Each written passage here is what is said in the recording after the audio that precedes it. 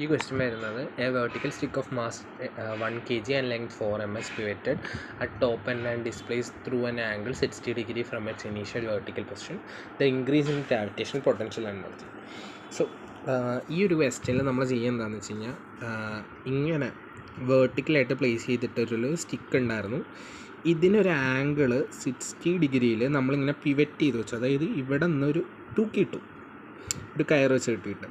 So അങ്ങനെ ഒരു 60 degree ആംഗിളിൽ നിൽക്കുകയാണ്. അപ്പോൾ ഇതിനുള്ള പൊട്ടൻഷ്യൽ എനർജിയാണ് ചോദിച്ചേക്കുന്നത്. പൊട്ടൻഷ്യൽ എനർജി എന്ന് പറഞ്ഞാൽ mg വെച്ചാലോ, ഇവിടെ നമ്മളൊരു ഡിഫറൻസ് എടുക്കുകയാണ്. mg പൊട്ടൻഷ്യൽ എനർജിയിലെ ചേഞ്ച് എന്ന് പറഞ്ഞാൽ mg ഇൻറ്റു ഡെൽറ്റ എച്ച്. ഇവിടെ ചേഞ്ച് ഇൻ ഈ ഡെൽറ്റ എച്ച് ആണ് കണ്ടുപിടിക്കേണ്ടത്. ഓക്കെ, ഡെൽറ്റ എച്ച് എന്ന് പറഞ്ഞു കഴിഞ്ഞാൽ ഇതിൻ്റെ സെൻറ്റർ ഓഫ് മാസ് എന്തോരം ചേഞ്ച് ആയി എന്നുള്ളതാണ് പറഞ്ഞിരിക്കുന്നത്. അപ്പോൾ ഇനീഷ്യലി ഇതിൻ്റെ സെൻറ്ററിലായിരിക്കും, പിന്നെ ഇത് ഇവിടെ ആയിരിക്കും വരിക. അത് കഴിഞ്ഞിട്ട് ഇതിങ്ങനെ ലിഫ്റ്റ് ചെയ്ത് കഴിയുമ്പോൾ ഈ സെൻറ്റർ ഓഫ് മാസ് ഇവിടെ നിന്ന് ഇങ്ങോട്ടൊന്ന് ഡ്രോപ്പ് ആകും, ബിക്കോസ് ഈ സൈഡിലേക്കായിരിക്കുമല്ലോ വെയിറ്റ് കൂടുതൽ. സോ അതിനുള്ള ഇക്വേഷൻ വരുന്നതെന്ന് പറഞ്ഞു കഴിഞ്ഞാൽ ഇനീഷ്യലി അതിൻ്റെ ലെങ്ത് ബൈ 2 ആയിരിക്കും, അത് കഴിഞ്ഞിട്ട് ഫൈനൽ എന്ന് പറയുമ്പോൾ L/2 cos θ ആയിരിക്കും. അപ്പോൾ ഇനീഷ്യലി 2 മീറ്റർ ആയിരിക്കും, ദെൻ ഇവിടെ 4/2 cos θ വരും, അങ്ങനെ 1 മീറ്ററിലോട്ട് ഷിഫ്റ്റ് ആയി. സോ ചേഞ്ച് ഇൻ ഈ ഒരു ഹൈറ്റ് എന്ന് പറഞ്ഞാൽ 2 - 1 മീറ്ററാണ് വരുന്നത്.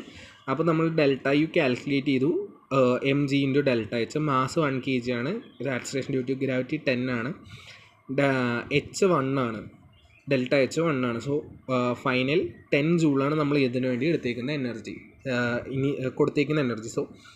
So increase in gravitation potential energy is 10 joule. That's our answer.